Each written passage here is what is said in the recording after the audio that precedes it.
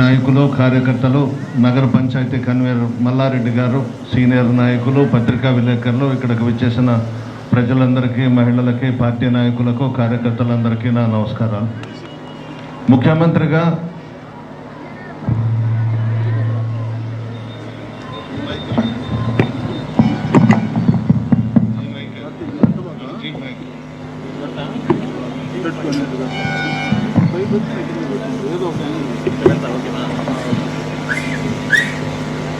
ముఖ్యమంత్రిగా శ్రీ వైఎస్ జగన్మోహన్ రెడ్డి గారు ప్రమాణ స్వీకారం చేసిన మరుక్షణం సంక్షేమ పథకాలకు శ్రీకారం చుట్టిన విషయం మీ అందరికీ తెలుసు.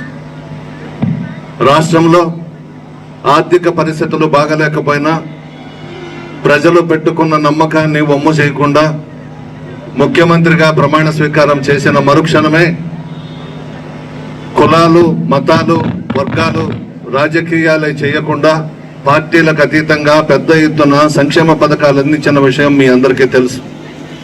అందులో భాగంగా బుచ్చిరెడ్డిపాళెం టౌన్ పరిధిలోని 10 సచివాలయాలలో అర్హులైన ప్రతి లబ్ధిదారులకు ప్రత్యక్ష నగదు బదిలీ కింద చేసిన సహాయం 162,88,00,000.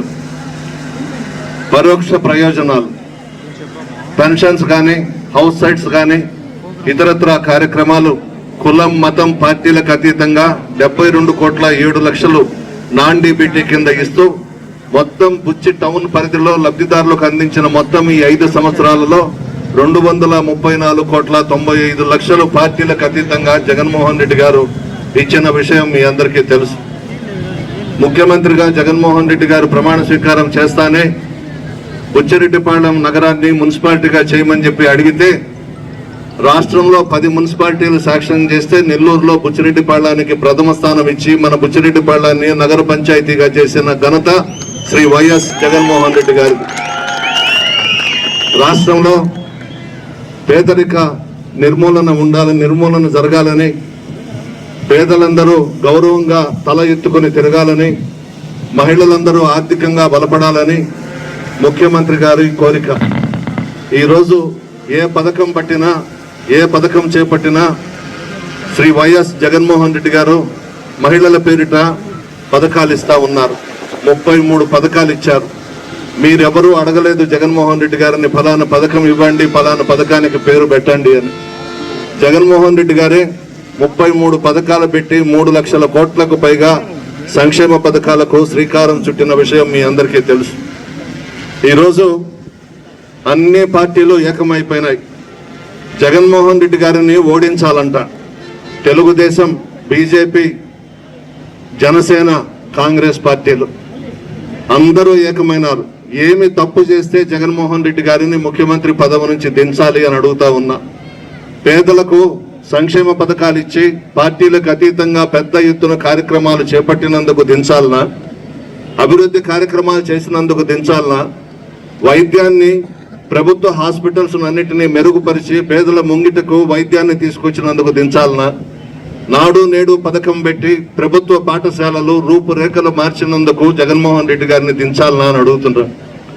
కడుపు మంట ఓర్చుకోలేక అందరూ ఏకమై జగన్మోహన్ రెడ్డి గారిని దించాలంట. పందులన్నీ గుంపులుగా వస్తున్నాయి, సింహం మాత్రం సింగల్ గా వస్తుంది.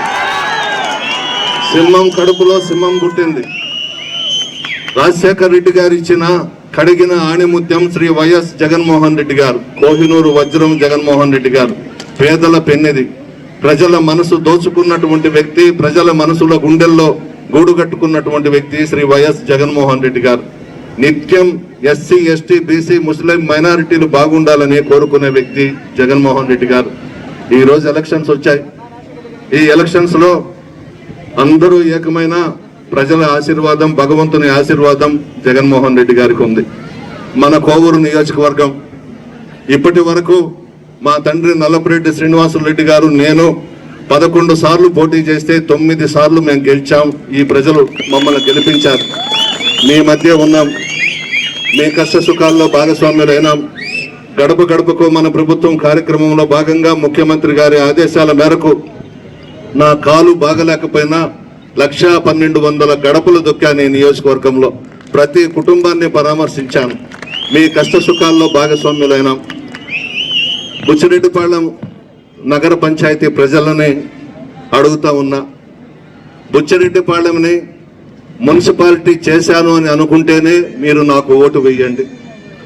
1,70,00,000తో బుచ్చిరెడ్డిపాళెంకి సెంట్రల్ లైటింగ్ చేయించాను అని అనుకుంటేనే మీరు నాకు ఓటు వేయండి. 85 కోట్లతో సంఘం నుండి బుచ్చిరెడ్డిపాళెంకి మంచినీటి పథకాన్ని మంజూరు చేయించాను అని మీరు అనుకుంటేనే నాకు ఓటు వేయండి. బుచ్చిరెడ్డిపాళెంలో CC roads, side drains, RO ప్లాంట్లు చేశాను అని మీరు అనుకుంటేనే నాకు ఓటు వేయండి. బుచ్చిరెడ్డిపాళెంకి మంచి చేశాను అని అనుకుంటే మీరు మీ ప్రసన్న కుమార్ రెడ్డిని ఆశీర్వదించమని చెప్పి కోరుతా ఉన్నాను. నిత్యం మీ మధ్య ఉన్నాం. బుచ్చిరెడ్డిపాళెం నగర పంచాయతీని చేసుకోవడమే మన అదృష్టం. ఈ సెంటర్లో కూడా సెంట్రల్ లైటింగ్ శాంక్షన్ అయ్యింది. ఇక్కడ వ్యాపారస్తులందరూ సెంటర్లో పెట్టొద్దు సార్ సెంట్రల్ లైటింగ్ అని అంటే వారి కోరిక మన్నించి ఇక్కడ పెట్టకుండా సైట్స్ పెడతామని కూడా నిర్ణయం తీసుకున్నాం. ఒక్కటే మనవి చేస్తా ఉన్నాను, నేను మీ బిడ్డను, మీ కుటుంబ సభ్యుడిని, మీలో ఒకటిగా ఉన్నాను. ఏదో ఎమ్మెల్యే అని చెప్పి పొగరుగా ప్రవర్తించలేదు, గర్వంగా ప్రవర్తించలేదు. మీ ప్రసన్న కుమార్ రెడ్డి మాదిరిగానే ఉన్నాను తప్ప ఏ రోజు పొగరుగా ప్రవర్తించలేదు. ఒక్కసారి ఆలోచించండి. ఈరోజు తెలుగుదేశం పార్టీని నమ్ముకొని ఈ 5 సంవత్సరాలు పోరాటాలు చేసి ప్రజల్లో ఉండి ప్రభుత్వం మీద వ్యతిరేకంగా పోరాటాలు చేసిన వాళ్ళందరినీ కూడా పక్కన పెట్టి ఒక నడమంత్రపు సిరి, ఒక రాజమాతను తీసుకొచ్చి తెలుగుదేశం పార్టీ తరఫున ఇక్కడ పోటీకి పెట్టారు. ఎవరా రాజమాత? వేమిరెడ్డి ప్రభాకర్ రెడ్డి గారి శ్రీమతి ప్రశాంత్ రెడ్డి. వేమిరెడ్డి ప్రభాకర్ రెడ్డి ఎవరు?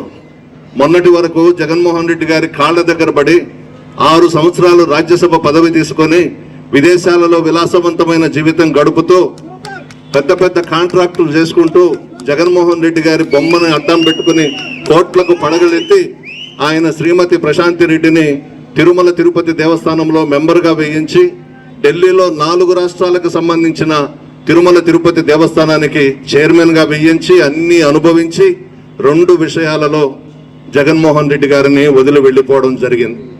ఒకటి, నెల్లూరు టౌన్లో ఒక ముస్లిం మైనారిటీ సోదరుడికి ఎమ్మెల్యే అభ్యర్థిగా ప్రకటించారు జగన్మోహన్ రెడ్డి గారు.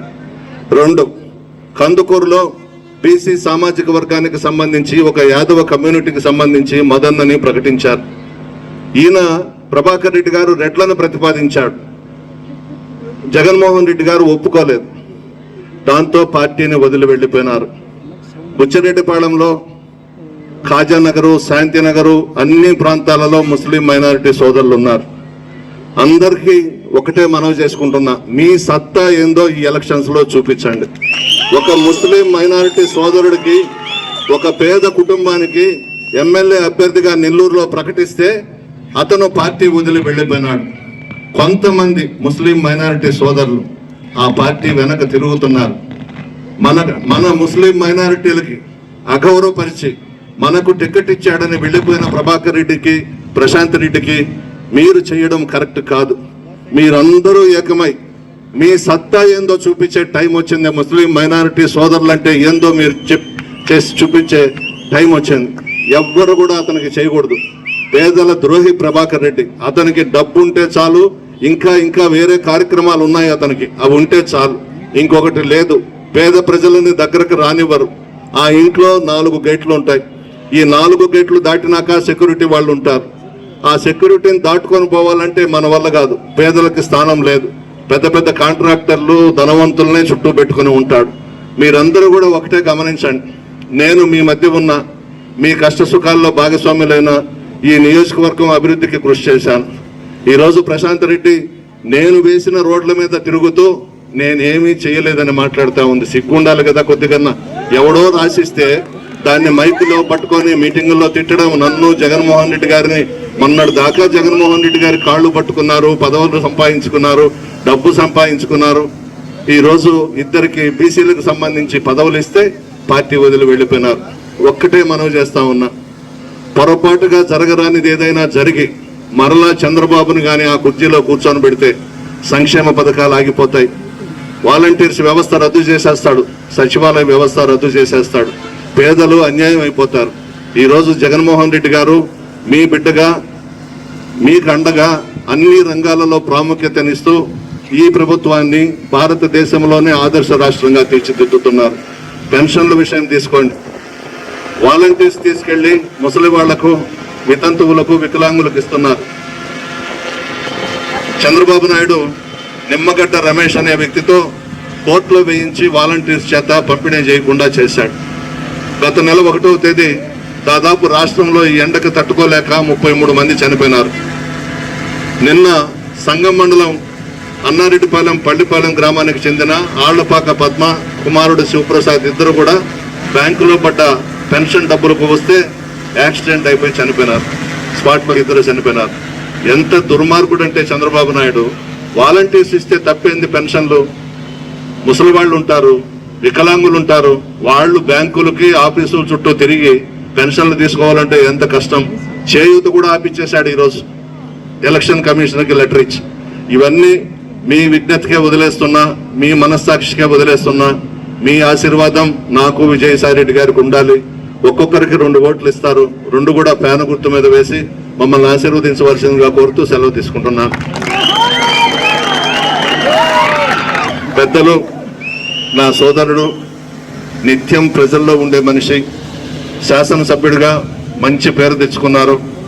చాలా చాలా మంచి వ్యక్తి విష్ణువర్ధన్ రెడ్డి గారిని మాట్లాడవలసిందిగా కోరుచున్నాను. మరిన్ని అప్డేట్స్ కోసం మన HN9 టీవీ ఛానల్ ని సబ్స్క్రైబ్ చేసుకోండి.